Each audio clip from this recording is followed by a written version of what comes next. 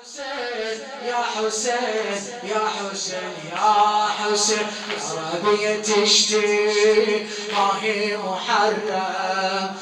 تكتب أيضا dünyanı matem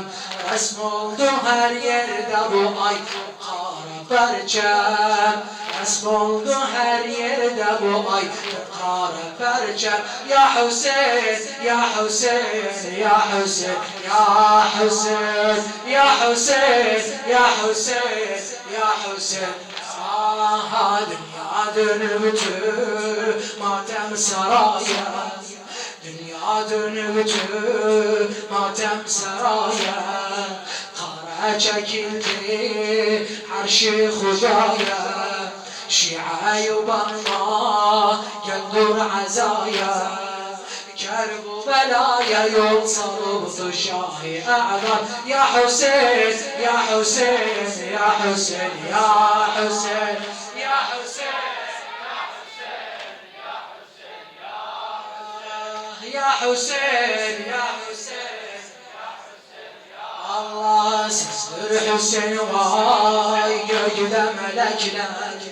sestir Hüseyin vay gökte melekler kana dönüktü bu ay yürekler cennette Zahra oldu mükedder bu hüsseli hicranide kan ağlar alem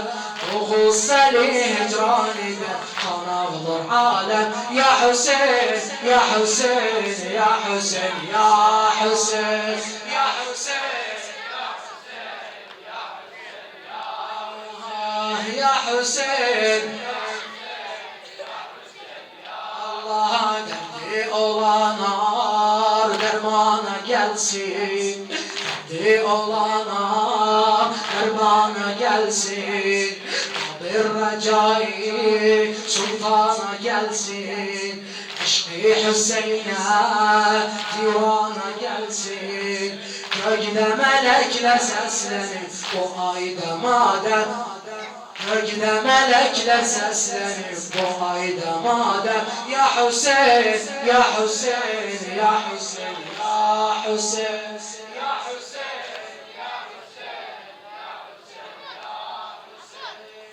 Hüseyin ya Hüseyin ya Hüseyin ya Hüseyin ya Hüseyin ya Hüseyin